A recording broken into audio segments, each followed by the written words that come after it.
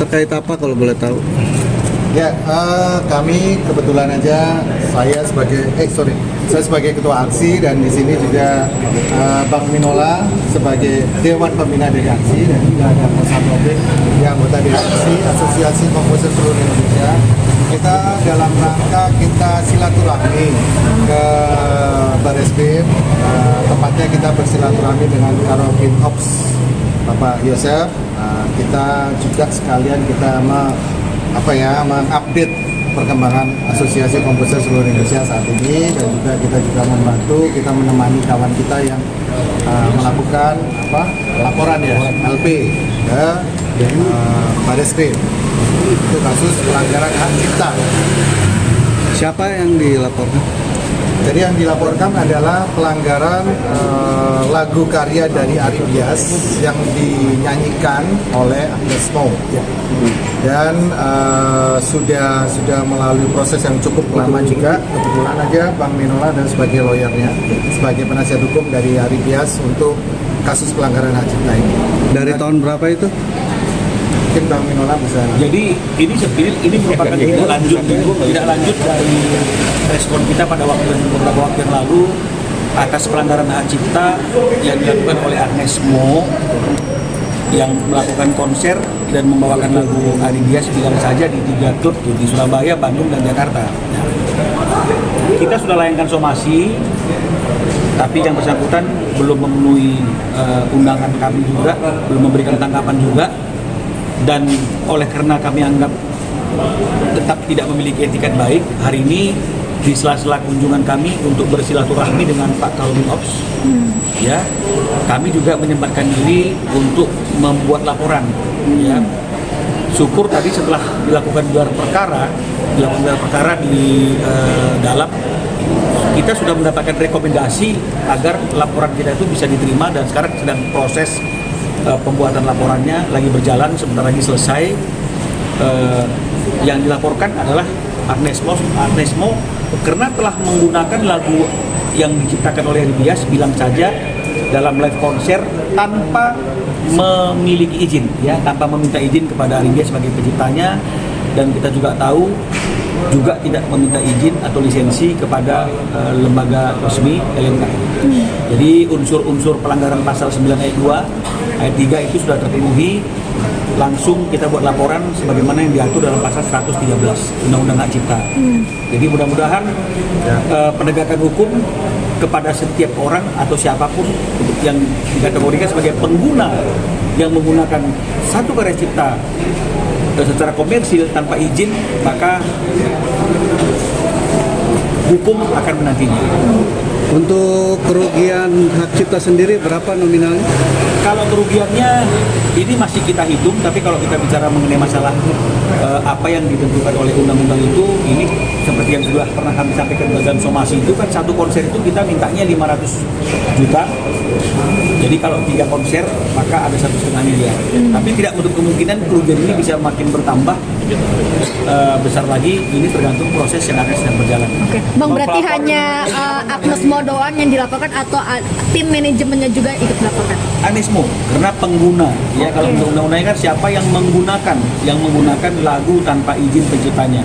Pengguna itu bisa orang, bisa badan hukum, tapi kalau di sini yang menggunakan lagu secara komersil, secara konser, dan dia mendapatkan nilai ekonomi dari penggunaan lagu tersebut kan Agnes Mo, karena dia dapat bayaran atas konsernya tersebut. Apalagi di tengah-tengah konsernya dia juga melanggar hak moral, di mana dia tidak menyebutkan siapa yang menjadi pencipta atas lagu tersebut. Bang, belum ada tanggapan dari Agnes Mo-nya atau gimana, Bang? Kenapa? Sudah ada tanggapan dari Agnes Mo? Justru sampai hari ini belum ada tanggapan lah, makanya kita hari ini ke Bareskrim untuk membuat laporan. Bang, pelapornya masih proses laporannya ya? Sekarang masih dalam lagi proses, masih ada proses pengetikan karena ada kegiatan yang lain, maka ada sebagian tim yang tinggal kita keluar karena harus ada temuan lain. Bang, pelapornya berarti Ari Bias atau aksi, Bang? Ari Bias. Tapi aksi memberikan support atas anggotanya yang mengalami kerugian dalam peristiwa hukum ini. Sekaligus hari ini memang ada agenda kami bersilaturahmi dengan Karobin Ops Bareskrim Polri terkait dengan masalah penegakan hukum terkait dengan masalah law enforcement atas pelanggaran undang-undang hak cipta. Jadi tadi memang kita jelaskan dan memang ada pemahaman dari beliau bahwa polisi tidak akan kompromi bagi siapapun yang melakukan pelanggaran undang-undang sepanjang undang-undangnya mengatur demikian. Jadi itu yang tadi kami bicarakan dengan Pak Dorimo. Ancamannya itu, ini kan pasal 103 tentu kan ada klasifikasinya. Ini sekarang lagi didalami, paling tidak 3 tahun, 5 tahun penjara. Ya, belum lagi dendanya. Ya, itu yang menjadi ancaman bagi Agnesmo dalam laporan tersebut. Dan memang peristiwa hukum seperti ini tadi ditanyakan juga oleh Pak Karobin Ops, pernah terjadi kasus hal yang sama, lagu oplosan. Ya, penyanyinya menyanyikan lagu tanpa izin dari penciptanya dan dia sekarang sedang menjalani proses hukum. Ya, ditahan kalau nggak salah. Ya, jadi ini juga menjadi satu rujukan bahwa pelanggaran hukum atas yang dilakukan oleh pengguna yang menggunakan lagu tanpa izin penciptanya itu adalah nyata dan real, bukan merupakan satu hal yang omong kosong belaka. Bang, dendanya sendiri berapa? Perkiraan denda Tadi untuk kan denda? saya sudah katakan 500 juta untuk satu konser, jadi 3 konser 1,5 miliar, lebih kurang seperti itu. Bang, dalam undang-undang hak cipta sendiri ada RD nggak sih Bang? Yang mediasi antara dua pihak menyelesaikan. Jadi kita kan nggak bicara masalah undang-undang hak cipta, tapi mekanisme hukum kita hari ini kan memang setiap proses hukum itu mungkin di luar pembunuhan kali gitu ya, diharapkan memang ada yang namanya restoratif justice. Tapi kan kembali lagi, restoratif justice atau RJD kan dikembalikan kepada para pihak antara pelapor dan terlapor. Jadi sepanjang tidak ada satu kesepakatan, maka proses hukumnya akan bisa berjalan. Sekarang tinggal kita lihat aja apakah ada etikat baik dari Agnesmo setelah ada laporan ini apa tidak. Tapi dari klien abang sendiri ada pintu terbuka nggak untuk mediasi? Kita kan belum tahu ya, karena prosesnya masih berjalan. Kita konsen pada proses ini dulu. Nanti kita lihat aja bagaimana reaksi Agnesmo atau manajemennya, apakah ada niat mereka untuk melakukan RJ, dan jika ada ya tentu kita akan sampaikan kepada klien dan klien akan mempertimbangkan apakah itu langkah yang bijak atau itu merupakan langkah yang tidak layak untuk dipertimbangkan, karena penegakan hukum kan juga harus dilaksanakan. Panggilannya belum, karena ini kan masih laporan, ya masih laporan. Jadi somasi sudah ya? Somasi sudah. Pertanggal berapa? Akhir somasi pertanggal berapa?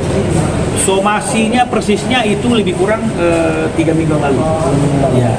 Pak, mungkin karena kedekatan Ari dan Agnes mungkin nggak sih, maksudnya nggak usah izin gitu ya.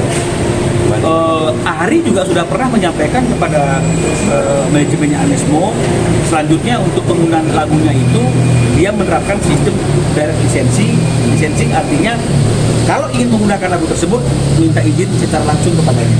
Dan ini juga disampaikan kepada beberapa artis yang lain seperti misalnya KD, dan KD taat untuk hal itu.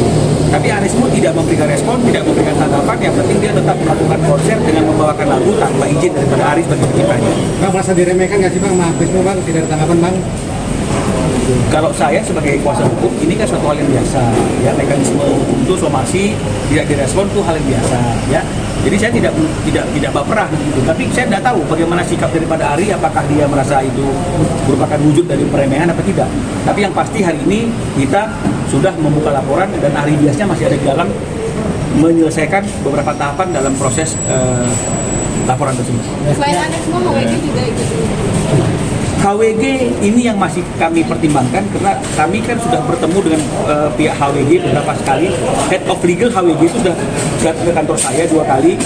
Dari pembicaraan dengan mereka itu memang ada indikasi ada perjanjian antara HWG dengan Agnesmo, di mana HWG mengatakan dalam perjanjian itu lisensi terhadap kepada pencipta dan royalti itu sudah menjadi tanggung jawab Agnesmo.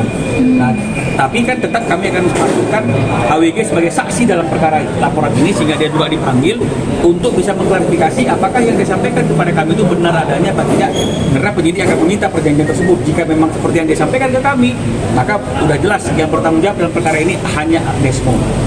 Oke. Bagaimana Mas Tio menemani? Ya, karena saya di sini posisinya adalah sebagai ketua aksi tentunya. Itu anggota saya, anggota kami, anggota Asosiasi Komposer Seluruh Indonesia, ya saya dan kawan-kawan aksi ya beritikad untuk mendampingi, dan kita ingin supaya proses hukum ini bisa berjalan dengan lancar, dan juga supaya kita juga mendapat pencerahan hukum. Tadi juga pencerahan dari Bapak Karobin Ops kita lebih banyak berdiskusi sih tentang penegakan hukum di pelanggaran hak cipta ini. Jadi supaya memang benar-benar nanti ke depannya tidak ada lagi kasus-kasus seperti ini lagi gitu. Itu harapan kami. Keresahan sendiri sih. Iya pastinya kita ingin bahwa hak cipta dari para pencipta lagu atau komposernya benar-benar bisa dihargai, benar-benar bisa dilindungi, dan benar-benar negara bisa hadir di dalam penegakan atas pelanggaran karya cipta ini. Karena selama ini belum. Oke.